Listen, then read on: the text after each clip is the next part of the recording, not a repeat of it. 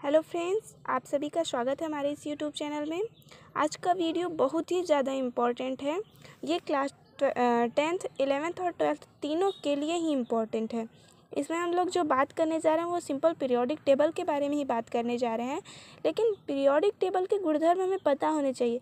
हम याद कर लेते हैं उसमें कितने तत्व हैं, कौन कौन से ग्रुप हैं, किस तरह से अरेंज होते हैं, लेकिन हम उसके गुणों को नहीं जान पाते हैं, उसकी प्रॉपर्टी को नहीं जान पाते हैं। तो पहले हम आज जो पढ़ने जा रहे हैं वो सिंपल पीरियोडिक टेबल के बारे में कुछ बेसिक जानकारियाँ हैं।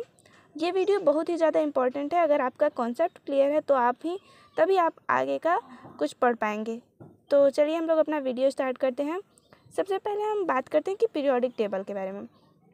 पीरियोडिक टेबल में जो इस तरह से अरेंजमेंट होती है, मतलब बाएं से दाएं ओर जो अरेंजमेंट होती है वो होती है ग्रुप की, आवर्त की, पीरियड की। इसे हम लोग पीरियड कहते हैं। तो आवर्त सारणी में कुल 7 पीरियड होते हैं, बाएं से दाएं की ओर जब जाते हैं हम लोग, ठीक है। और अगर जो ऐसे अरेंजमेंट होता है ऊपर से नीचे की ओर, उसे हम लोग कहते हैं ग्रुप। कुल 18 ग्रुप होते हैं किसी पीरियोडिक टेबल में और 7 पीरियड होते हैं। आवर्त 7 होते हैं, 18 वर्ग होते हैं। इसमें 4 ब्लॉक होते हैं। पहले जो 2 ग्रुप होते हैं उनको मिलाकर हमारा यस ब्लॉक बनता है। और इधर देखें पी ब्लॉक, तो पी ब्लॉक जो है वो हमारा 13 से स्टार्ट होता है, यहाँ 13 से 18 तक चलता है। यस ब्लॉक जो होता है 1-2 ग्रुप होता है। इसमें डी ब्लॉक में जो होते हैं वो 3 से 12 होते हैं। ये जो 18 वाला ग्रुप होता है इसमें सारे अक्रिय गैसेस होती हैं जो कि मतलब कहें तो वो रिएक्टिव होती ही नहीं है। और ये जो लास्ट का एफ ब्लॉक है वो यहाँ से आता है, लैंथेनॉइड और एक्टेनॉइड सीरीज से, यहाँ से कट के आता है, ठीक है। तो चलिए हम लोग बात करते हैं पहले इन प्रॉपर्टी के बारे में। तो परमाणु त्रिज्या क्या होती है? अगर मान लीजिए कोई हमारा ये एटम है, यहाँ कोई पॉजिटिव आवेश है, तो इस पॉजिटिव आवेश से जो उसके बाह्यतम सेल की दूरी होगी, ये जो डिस्टेंस होगा वही इसकी परमाणु त्रिज्या कहलाएगी, एटॉमिक रेडियस कहलाएगा, ठीक है। एटॉमिक रेडियस को हम लोग बेसिकली पिकोमीटर में मापते हैं, जिसका मान होता है 10⁻12 मीटर, ठीक है। तो परमाणु त्रिज्या क्या होती है? परमाणु त्रिज्या होती है कि कोई भी मान लीजिए हमारा परमाणु है, ये मान लीजिए हमारा परमाणु है, तो उसके नाभिक इसे पॉजिटिव आवेश है, इसमें प्रोटॉन होते हैं, इसे नाभिक कहते हैं। तो नाभिक से बाह्यतम कोश की जो दूरी होती है उसे परमाणु त्रिज्या कहते हैं, ठीक है। अब परमाणु त्रिज्या क्या होगा? जब हम लोग ग्रुप में ऊपर से नीचे आते हैं, ग्रुप में बात कर रहे हैं, पीरियड में नहीं। ग्रुप में जब हम ऊपर से नीचे आते हैं तो क्या होता है? जैसे हाइड्रोजन है, उसका परमाणु क्रमांक 1 है। हाइड्रोजन के बाद क्या आता है? लिथियम। ग्रुप में हाइड्रोजन हीलियम होता है, लेकिन ग्रुप में बात करें तो वहाँ लिथियम आता है, ठीक है। लिथियम का 3 होता है। फिर सोडियम आता है, सोडियम का 11 होता है। इस तरह से जब हम आते हैं तो परमाणु क्रमांक बढ़ रहा है, तो सेलों की संख्या कहें तो बढ़ रही है। पहले में जो है वो ये पॉजिटिव आवेश हो गया, पहले में 1 एटम है, दूसरे में जो है ये 2 हो गए, दूसरा कक्षक जुड़ रहा है। मतलब जो कहें तो आकार बढ़ रहा है, एक तरह से कहें तो परमाणु क्रमांक बढ़ रहा है तो सेल की संख्या बढ़ रही है, कोषों की संख्या बढ़ रही है। तो एक तरह से कहें तो इसका आकार इतना है तो इसका आकार उससे बड़ा होगा, इसका आकार उससे बड़ा होगा।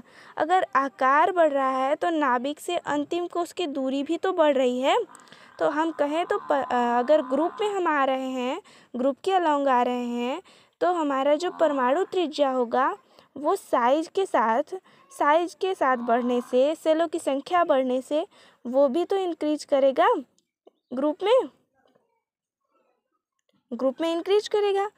अब फिर उसके बाद प्रभावी नाभिकीय आवेश, अभी हम ग्रुप की बात करेंगे, फिर उसके बाद पीरियड की बात करेंगे। प्रभावी नाभिकीय आवेश क्या होता है? ये अगर हमारा नाभिक है तो इसका जो लास्ट सेल पर इफ़ेक्ट पड़ेगा, ये नाभिक है ये पॉजिटिव होगा और सेल में इलेक्ट्रॉन होते हैं तो उनको वो पकड़े रहता है, जोर से पकड़े रहता है, उनको बाहर नहीं जाने देता है। तो लास्ट सेल पर एकदम बाह्यतम कोष पर, ये मान लीजिए बाह्यतम कोष है, तो इस पर इस नाभिक का जो प्रभाव होता है उसे जेड डिफेक्टिव कहते हैं।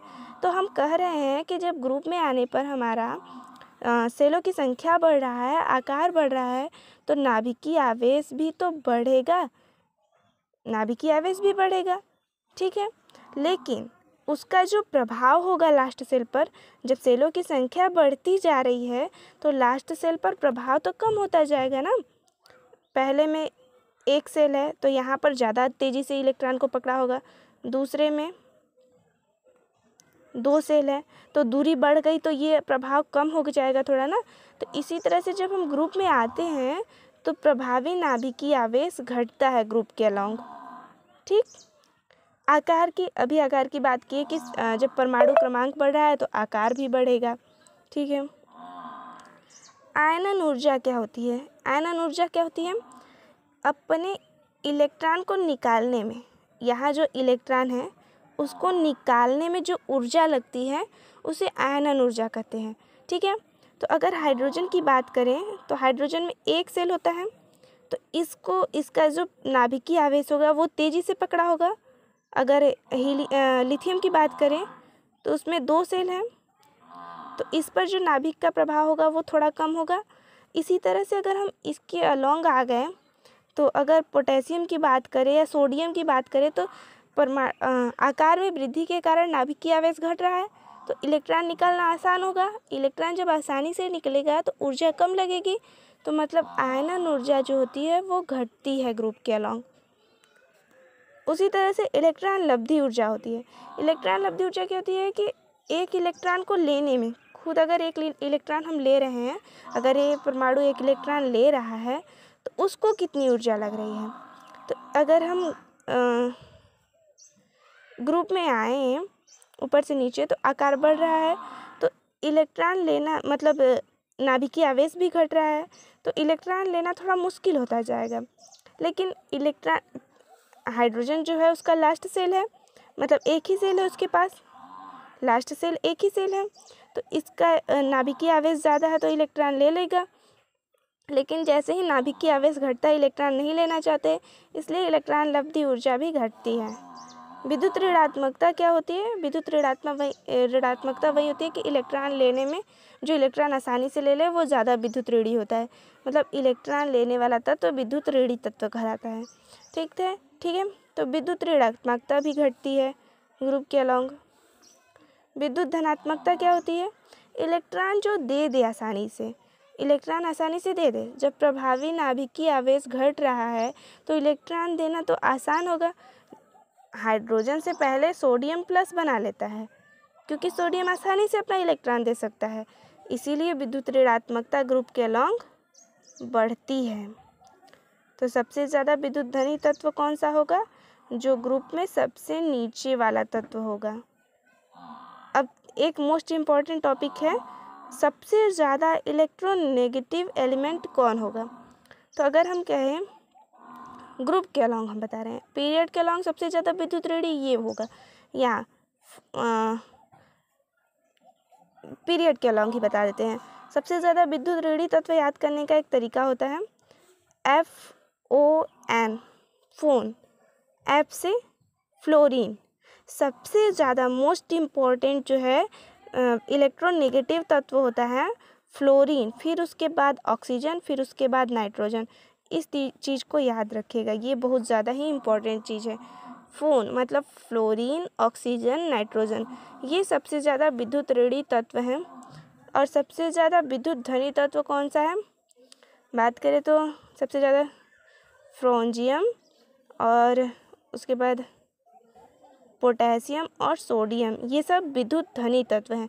ये फटाक से अपना इलेक्ट्रॉन दे देते हैं, फटाक से इलेक्ट्रॉन दे देते हैं। ये जो है फ्लोरीन, अगर फ्लोरीन सोडियम के साथ आ जाए तो इसका इलेक्ट्रॉन जल्दी से खींच लेता है।